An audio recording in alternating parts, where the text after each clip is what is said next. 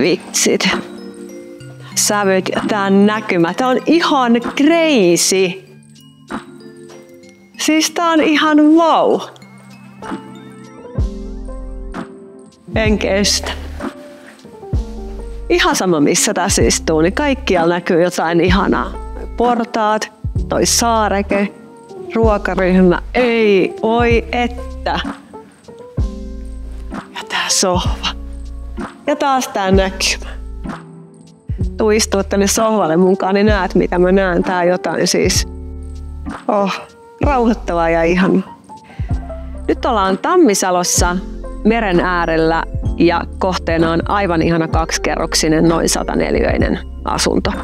Koko suunnitelman väripaletti lähtee tuosta meidän ihanasta luontoäidistä, joka on musta uskomaton tarjoaja siihen, että kaikki värit sopii toisiinsa.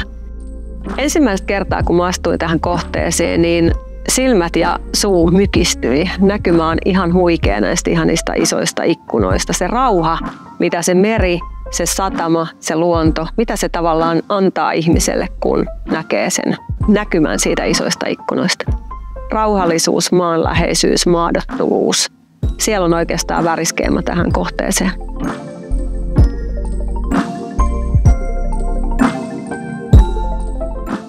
Tää ihana pähkinäkeittiö hivelee mun silmää, mutta myös itse asiassa tää linjakkuus, mikä tässä on. Eli yläkaappeihin en laittanut perintä. Täällä on ikään kuin vedinlista, jonka avulla me saadaan kaapit tyylikkäästi auki. Väli tässä on ihan riittävä, eli koska meillä ei ole mitään liettä tai tiskiallasta tai muuta tässä saarekkeella. Tää on enemmän tämmönen toimintakeskus, jossa voidaan pitää esillepanoa, kun on juhlat, tässä voi olla tarjoilut. Ja sitten tässä on tämmöiset mukavat jakkarat, joissa voi sitten emäntä istuskella vaikka kun mies tekee ruokaa ja nauttia näkymästä.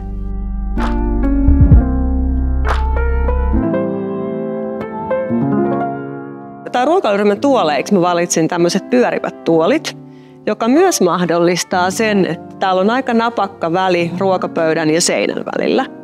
Mutta kun me pyöritään, me päästään nousemaan näistä tuoleista ilman, että me vedetään se tuoli tänne taaksepäin. Niin nämä ikään kuin voi aina olla näin, jolloin myöskään ruokapöydän tuoli ei niin sanotusti ole liiskattuna ruokapöytään kiinni. Ruokaryhmän päädyssä oli tyhjä seinä, joka huusi taidetta osaksi. Ja nyt myös tämä taide nousee osaksi tätä ryhmää.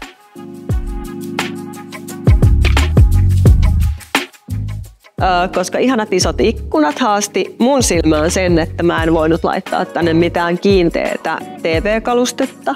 Nyt tuli valituksi tämmönen jaloilla oleva aika tyylikäs TV, joka nyt sijoittuu tähän kulmaan. Ja jos vaikka on sitten sellainen syksyinen myrskyinen ilta, halutaan viettää leffailtaa, niin tämä telkkari on tästä ihan helposti nostettavissa tähän, jolloin me saadaan ihan suora kohdennus tuohon sohvaan. Et aina ei ole esimerkiksi olohuonetiloissa kattopistokepaikka sen sohvapöydän päällä. Niin nykyään löytyy todella paljon erilaisia vaihtoehtoja, jotka tuleekin lattialta. Ja lattiavalaisin, joka mahdollistaa myös sen, että tähän mahtuu ihan pidempikin ihminen niin sanotusti kulkea tämän valaisimen alta. Mutta se silti luo tähän sohvalle tämmöisen aika kivan ryhmän ja etenkin siis valoa, jota joka tapauksessa me aina välillä tarvitaan. Takana oleva portaiden valo luo myös semmoista mukavaa fiilisvaloa. Portaikon kaiteet, reisilankut on mustat. Eli taas sitä pientä ripausta, sitä terää tuli täällä mustalla. Ja hyvin luontainen valinta oli lasikaide. Ihan siis taas siitä syystä, että täällä asunnossa ei sovi tukkia mitään mahdollisuutta näkymästä, joka on upea. Ensinnäkin portaiden pitää olla turvalliset. Yksi asia, mikä lisää turvallisuutta, on valaistus, jolloin me nähdään, mihin me astutaan myös pimeällä. Eli porrasvalaistus ei ole pelkkä visuaalinen herkku, vaan se on oikeasti myös turvallisuutta lisäävä. Jos ei halua tavallaan korostaa askelmien sävyä, niin silloin pyritään menemään askelmissa mahdollisimman lähelle tätä päälattian sävyä, eli tässä kyseisessä tapauksessa tätä parkettia, hardep-parkettia. Portaikko sai arvoisensa teoksen, eli tekee tälle portaillekin taas tämmöisen niin kuin sisustetun tunnelman tai lisäsisustetun. Päämakkari, joka on jälleen kerran näkymiltään kerrassaan upea. Niin mä rajasin tän nyt tällaisilla lasisilla liukuovilla. Hieman eristää myös ääntä. Ja tässä versiossa täällä on pieni työhuoneen nurkkaus. Kunnon kaapisto, siellä voi säilyttää työasioita, viikattavia vaatteita, mitä ikinä. Se on vähän epäsyvä, jotta tästä tilasta ei tullut liian pieni. Mutta kuten sanottu, tämä tilahan toimisi vaikka missä muussakin tarkoituksessa. Mutta täällä on myös tämmöinen kiva vaatehuone. Ja vaatehuoneen liukuovi ja karmit listat on kaikki maalattu seinän sävyllä. Detskuna on pelkästään tämmöinen niin kuin musta tehoste. Ja täälläpä sitten on aika hyvää säilytystilaa. Meillä on vaatteille rekkitankoa, meillä on laatikoita, tasoa. Seuraavaksi kurkataan yläkerran kylpyhuone, sauna, kodinhoitohuone spa-osastolle. Täällä on tila pesukoneelle, mahdolliselle kuivurille. Meiltä löytyy kaapista pyykkikori. Mahtavan iso taso, joka oikeasti toimii sekä siihen vaikka pyykin lajitteluun tai sitten siihen, että tässä halutaan kaunistautua. Tämä peilin muoto vasten tätä mun silmissä ihanaa kivimäistä, kalliomaista merenrannan tunnelmalaattaa luo tosi kauniin epäsuoran valon tänne laattapintaan ja korostaa niin kuin tämän laatan kivimäistä luonnetta. Seinä WC, taso. Tähän voi laittaa vaikka jos mennään saunaan, niin vaikka jotain kynttilää tai jotain luomaan sitä fiilistä. Ja tästä taas tullaan semmoiseen hyvään huomioon, että kääntyvä suihkuseinä on todella hyvä ihan siivouksenkin kannalta. Mutta joillain meidän pitää aina saada kuitenkin roiskeet suihkusta suojattua, että me ei kastella koko kylppäriä. Ja täällä on sama. Me mahdutaan ihan loistavasti käymään tässä suihkussa. Ja sitten jos me halutaan enemmän tilaa, niin me voidaan työntää tämä suihkuseinä ihan itse asiassa näinkin pitkälle, jolloin meille syntyy näin valtavan avaratila. Valo shampoo-syvennyksessä on semmoinen musta tosi kiva ja ehkä vähän semmoinen niin kuin mun leimallinenkin juttu, että mä tykkään näitä tehdä ihan sen takia, että siellä on toiminnallinen paikka, joka näyttää myös kauniilta. Sitten meillä on sauna.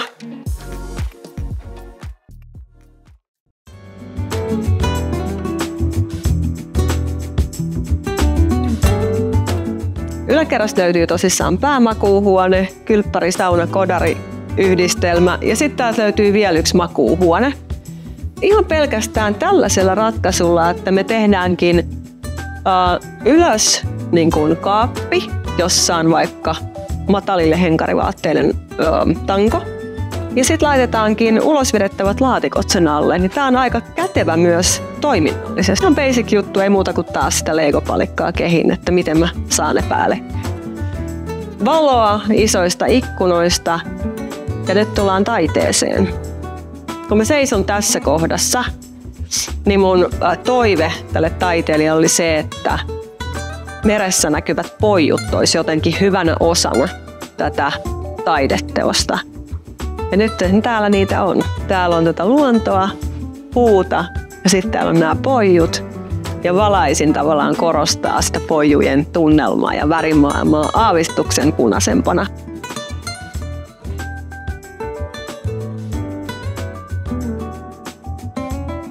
Napakan kokoinen, mutta toimiva eteinen on musta joka kodin ihan perusasia. Eteinen on meidän kodin käyntikortti ja se tulisi aina pitää mahdollisimman jotenkin siistin ja ainakin niin, että se olisi toiminnallinen. Täällä on kunnon eteisen säilytyskaluste, joka on nimenomaan nostettu ilmaan niin, että me ollaan saatu tänne kaunis efekti, joka tuo tätä kalliomaista kivilaattaa esille. Plus, että täällä on suora kolo, mihin ne kengät voidaan laittaa. Eli silloin, kun me ollaan tuolla olohuonetilassa, ruokailutilassa, keittiössä, me ei heti nähdä niitä kenkiä. Eikä ne kengät myöskään jää tähän eteen, jos toi kaappi olisi ihan niin kuin sokkelilla alas asti. Alakerrassa on myös pieni kylppäri WC-tila. Ja tämähän nyt toimii kivana vieras WC:nä. Täällä on myös suihku ja itse asiassa alun perin eteisessä oli siivouskaappi, mutta mä siirsin siivouskaapin tänne, koska tässä oli sille oivallinen paikka ja silloin saatiin eteiseen enemmän säilytystilaa. Ja koska suihkusta tulee vettä, mikä on tietysti hirveän mukava asia, niin jollain meidän pitää myös sit suojata se siivouskaappi ja taas ne vesiroiskeet. Niin tosi näppärä on tämmönen niin kuin hyvin pieneen tilaan menevä taittuva lasinen suihkuseinä. Sama kivimäinen laatta kuin tuossa eteisen lattiassa ja yläkerrassa ja valopeili, joka taas jälleen kerran tuottaa tänne tämmöisen ihanan tunnelmallisen valaistuksen. Ja täällä laitettiin myös tonne niin kuin katon ja seinän rajapintaan ledi, joka valaisee ja pyyhkäisee ikään kuin epäsuorasti tätä laattaa. Eteisessä tullaan heti ensimmäiseen tämmöiseen pieneen makkariin, joka toimii mun mielestä aivan loistavasti vaikka nuoren makuuhuoneena, miksei vanhemmankin pikkuihmisen makuuhuoneena.